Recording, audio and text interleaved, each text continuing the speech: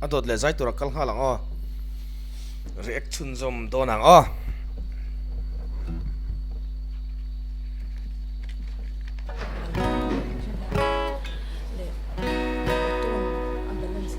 Hello, hello, hello. Hello, hello.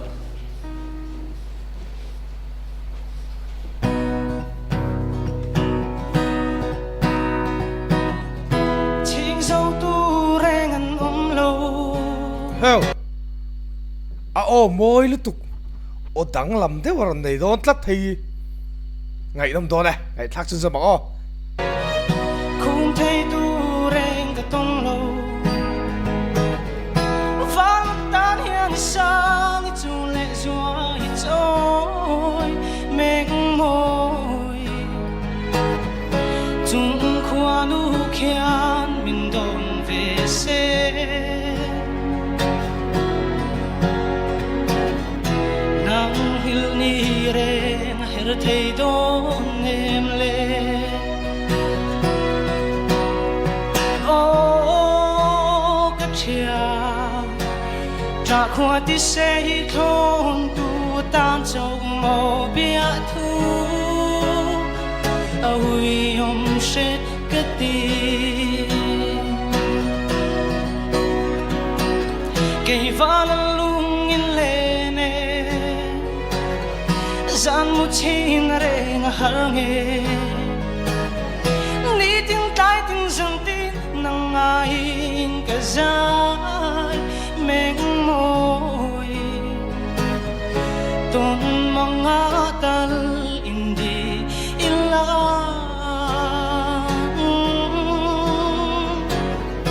nang nên phần nào mal tuan trôi du nila kami chin ka ngai thak china pohan thil dang lam deuh ron oma ama in guitar ron in pera du tok in guitar nen azai thei tina aron ni pota kha kha endik na ra chun point chu keng don chuang mi lo nain a tha hrim ka tia zai thiam ni tur chuan music khoi thei hi ni ve ngai a tin khoi thei satlia baga thiam tak tak ni hi a tul na chen hi om chan som tha thina ni chuan chumi pelama chuan keyboard kha tumna kala mu mi lo tun season 8 a first round zan hi na thenga kala mu me lo thil pakhat ron chu ama chuan grand piano tele piano dangte an mang tlang puya tun tu ma chuan string an on mang ta dai maya kha kha ti se kalau ti riluk thin heta rhythm guitar ron kal na na piano a lo rhythm char ne han a fu lo ka te pani instrument pani om na ka chu tangkai han mang sela gat ti deu ni chun anon man tangkai ang reng khop maya chuan omoi dang lam deuh me ania maro chu amai ro chu a hlai ama general lo deuh lek aron thlangin ka ria a samoi thona in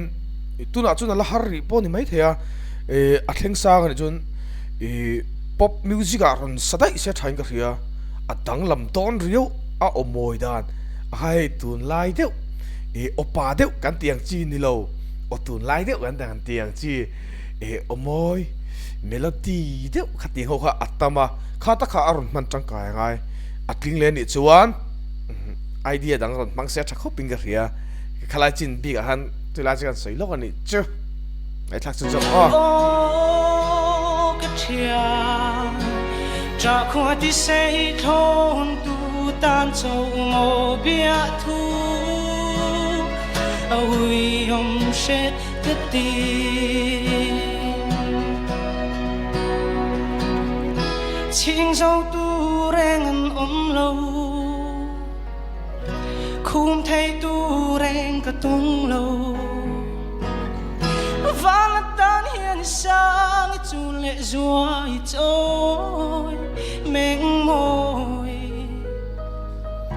Chung khoa nu khian min don về xe.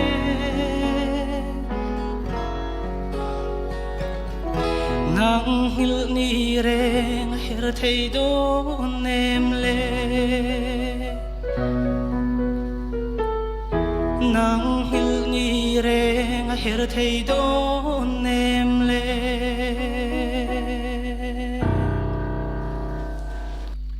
avan moi ving vele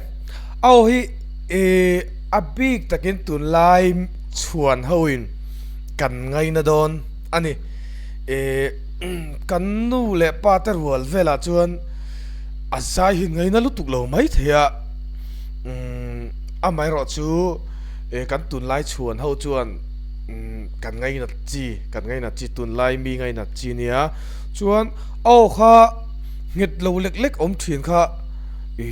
la nen khan ai mil riau ka tia ngit adu dan chi ni em ka khalawa ni se tia an plan sa nge ni o khala ha ka thiam chi lawa amai ro chu la nen ai milang reng fu ka tia chuan gitari per lo jok ta se midang lo per ta se tunai hin azai thale zulang emo angai nam le zulang emo ti chu karil ru chu da om dewa angai nam tho ta chuna sang lai ber aron sak lai pakha amoi khop maya asang lai o moya chuan alai hol kha aron tam ber ta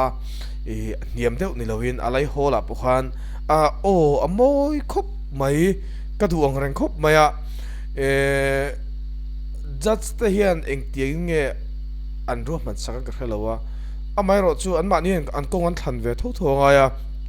just na an genera turan thlan sak tur poi ani chi lo dewa chulaya chuan thlan thiam lo ka rian hladon ani an zai thiam lom sia zai thiam na ngiang mai tunami po hi angai nom le khop mai chuan atawal ma han an pali hian englo an ang ka ti hei in chunga pakhat guitar te lo zai pakhat in keyboard alo tum sak mai hian ang ka ti ron performa ur sun de ron ti nang lo ka ti an ron kon fi khop maya an ron nge muan nuam an ha dam thlak ani chuan a toplam aham keyboard kha piano ran lut ta dai me kha khang te kha an thiam an fing tin amoi po moi khat viau ni just ten an tinge an comment ang a thazo an comment ang en vele shim ang kalau be